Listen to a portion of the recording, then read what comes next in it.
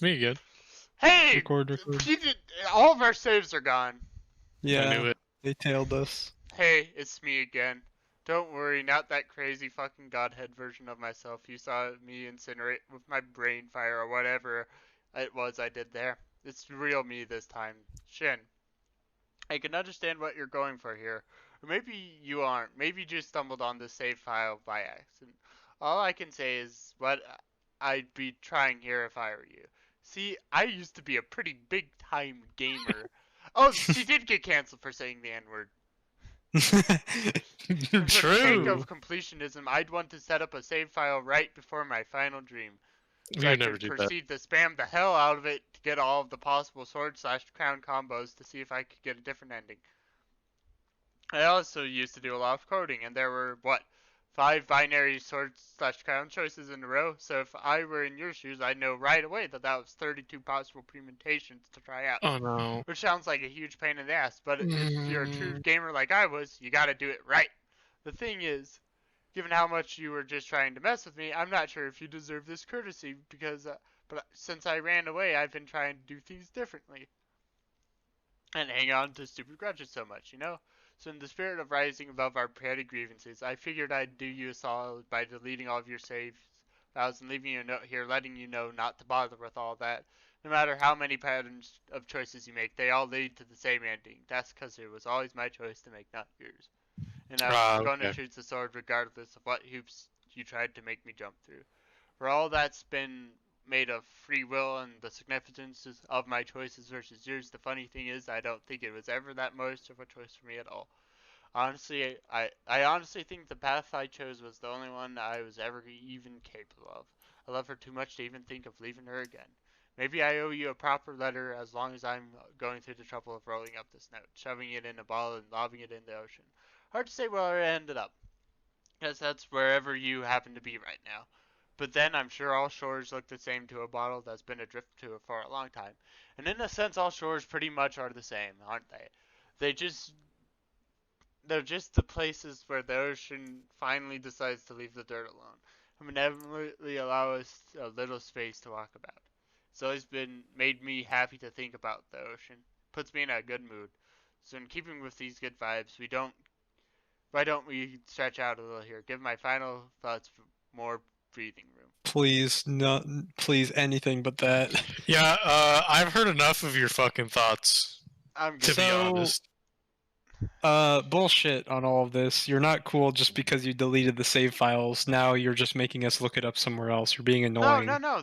She No, literally just said there's no they other just said ending. there's no other ending because it's not our choice. Oh, We okay. we never had a choice. Yeah, that's fine. Yeah, that's fine. Hang on, I'm going to do that thing where I hop over to the left side of the screen so I can put more words down at once. Okay. Maybe you're wondering how long it's been since that final dream I had. There's no reason to get too precise about it. Let's just say it's been years. Long enough for me to settle down a little more, reflect on what that was all about, and finally get around to writing you this letter. If I did this any sooner, maybe there'd be a few things I'd still be too proud to admit. So I'm glad I waited. Too proud to admit what? Okay, here's one. For a few years after I got here, I felt pretty guilty about destroying America. It felt crazy for me to think that way after all my big talk, and the guilt certainly had nothing to do with changing my mind in regards to the issues I had with my old country. It's just that making a big mess and leaving a bunch of people to kill each other has a way of haunting you for a while. Jumped up on the news pretty often at first, and sometimes I even cried when I read about it. But slowly I stopped checking as much and felt less guilty, little by little. Eventually, I lost interest in checking on it at all. I haven't read a story about the place formerly known as America in years, except to glance at the straight headline here and there. It has this exact same feeling I used to have when I was an American, when I'd catch a headline about some other foreign country where crazy shit was going on. Like, not my business, too complicated. Involving names I'm unfamiliar with and political parameters that escape my ability to keep up long ago. In the end, America is just another big landmass like all the others around the world. It's the same size, shape as it ever was, covered mostly by the same people who were there even when I left. And I'm sure they're all trying to get by much the same ways as they always were.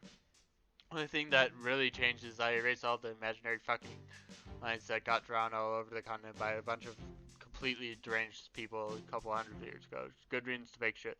So I get the funny feeling where when I look at maps now, they're all worthless now because nobody can update them fast enough in this global political climate. Lol. Watching Google Maps go through its various contortions over the years has been kind of hilarious. Actually, I've been kind of indebted by imposing like blind blindness on myself.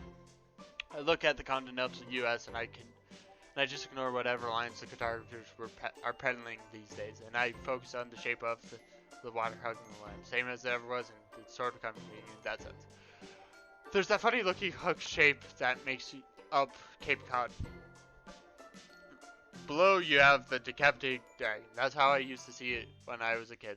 Martha's Vineyard is a dragon head. You can see it if you're imagining the south, where its tip is its south. And its stumpy little body is Nantucket.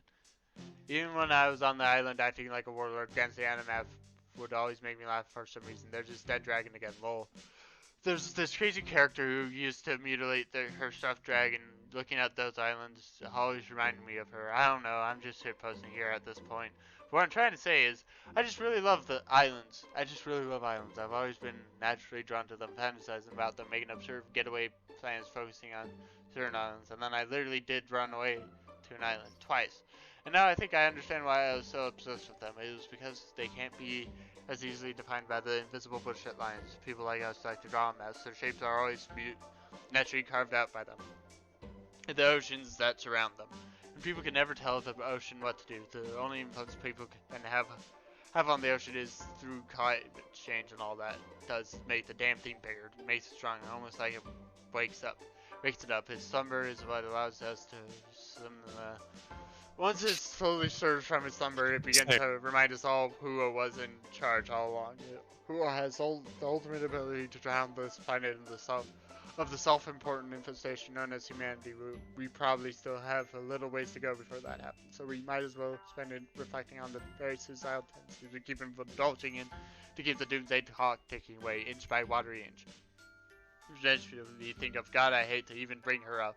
Almost feels like a sour note here, but this was supposed to be the truth, and the truth is, I still think about her all the time. When you kill somebody while looking at them, right in the eyes, even if they deserve it, they stick with you forever. That last look on Jacqueline's dumb clowny face is seared into my life, into my brain for life. It's not like how I felt about destroying America for a while. I've never felt guilty about her. It was pretty awful and she had to go. Since I was her executioner, she became a part of me for good. Just like in our old fandom days, whatever garbage we read or played got soaked up by our souls and became a permanent part of our identity. She and I went way back to when we were just kids mingling in the same fandoms, except I never got paid much attention to her or cared about her at all. She was just some random to me. There's a lot of people like that in fandom. It's not like you can be fucking besties with everybody. She kept trying to get in my face, but I barely even remembered this because she was just some nobody trying to make something happen with me when I just wasn't interested. I was like 14. I had other shit going on. School, depression, I don't know. I can't remember a single interaction we had back then because all her pesky shit was just that unimportant. She probably didn't like the fact that I kept brushing her off. So later, while I was going through some huge life problems, she spun up some bullshit about how the bad things I said online were the height of immoral behavior, as if she could give the slightest fucking shit about virtue. Yo, lol. Just an easy way to run someone into the ground once you decide you don't like them. And she knew that everybody does, I think. But lo and behold, she shows up later dressed as a clown, kissing my ass, and just nothing ever happened. Drives me crazy thinking about this, not because of what a snake she was. It's more than that. It's the obsession. But even weirder, it was the fucking carelessness about how she played it. She didn't even delete her old account before going undercover. Then she's all strutting in front of me, taking off her coat, showing me our tattoo. I think on some level she wanted me to know. Wanted me to be like, I'm back, bitch. Time for round 2 or 3 or whatever. In this one-sided game we're playing that she only cared about. Actually, that's the only thing about this that makes me feel kind of sad about her.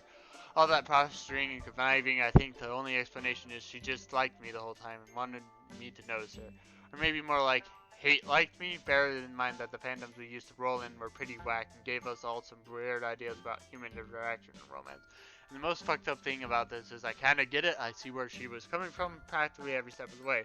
She was just empty inside, and earlier she was trying to use some sick made-up rivalry with me to fill the void. Then later when I started a Crown Revolution, she jumped all over that because if she could use it to make herself feel important, then maybe she could fill the void instead. Is she unique in this way? Hell no. We're all the same. We're all empty inside, grasping for ways to make ourselves whole, and I was too. Remember at the beginning when I was drunk and depressed in my apartment, wondering what I was about? It's the same shit she was probably going through. She coped with these demented, phony persecution demand campaigns I coped with, and well, you know how this all went. Literally everybody's doing this, and you can never tell them that's what they're doing. They'll deny it, and with their dying breath, I would have too if you tried to come at me when I was in full cycle mode.